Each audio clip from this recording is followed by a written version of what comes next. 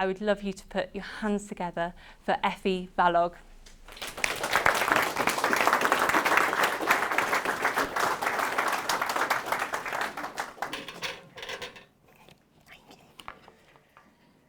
So first of all, thank you all so much for coming this evening. It's so amazing to see so many of you turn up.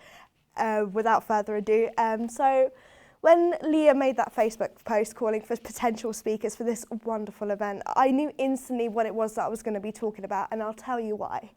So all my life, through lower school, middle school and upper school, I was a bit of a loner. Sure, I had a couple of friendship groups that I would associate with, especially through my years at Streatham, the school I go to. But I'm what most people would tend to call a lone wolf, and I've been that way for most of my life. But don't get me wrong, I'm not here to stand in front of you for 5 minutes for wallowing in self-pity. So being this way has allowed me one significant advantage over most people my age. So sitting back on the sidelines for so long has allowed me to observe. What I've noticed in these years above all else is that popularity and the need for a sense of belonging within a friendship group plays a big factor in the mental attitudes of teenagers nowadays.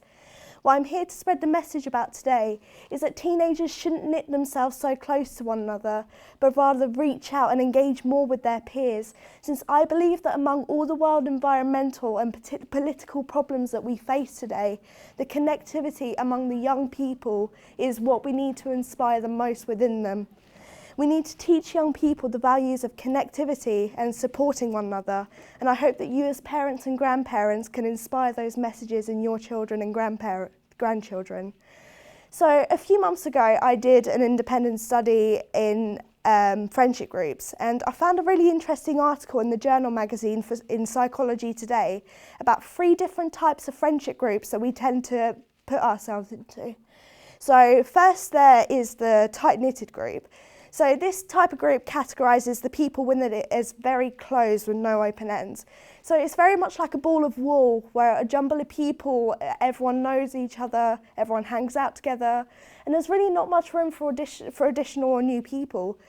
Then there's the compartmentaliser, which we may not know it, but we're actually quite familiar with it.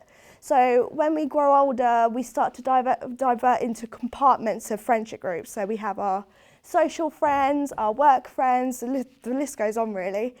So we start to integrate into different groups of people because we realise as we get older that we don't have to compress ourselves into one place where we feel like we belong, which is why I feel that this friendship is not only the best, but the healthiest in terms of happiness and satisfaction. Finally, we have the sampler, which is the most open-ended of the groups, since it focuses more on one-on-one friendship between individual groups of people. So people with these types of friendships will tend to interact more one-on-one with one another rather than already established friendship groups, and they keep to themselves otherwise. So doing this study has made me realise that those 3 types are more like stages of friendship that we move through as we get older. Our teenage years are where we feel like we most need a place of belonging, so we drift towards a tight-knitted group. But I believe that if young people were to allow the opportunity for connections to be made, perhaps where they wouldn't usually consider it, it would really help those who perhaps wouldn't have had the opportunity to find a place of belonging, especially in school, which is a really crucial time in our lives where we develop not only our social skills, but our identities and personalities in ourselves as we mature. So what can young people like myself do to improve these connections a little bit more? Well, young people tend to surround themselves with the stigma of not speaking to or associating with others outside their friendship group. So instead they can be encouraged to give compliments, take interest in schoolwork, ask for help on something they're struggling on. Anything to spark up a conversation and find something that they can connect with. Now, I'm not asking you to divert yourself into your children's friendships, but for example, if you do happen to notice that they mention someone who doesn't usually speak to anyone in class, maybe ask them if they've thought about talking to them. We can start by teaching them that just because someone is alone, it doesn't make them weird. Maybe they're just struggling to find their place of belonging. I know I would have appreciated more than anything for someone to do that for me. Now, I'm just going to finish off by saying, don't get me wrong, if teenagers have knitted themselves tightly in a friendship group where they belong, that's absolutely amazing.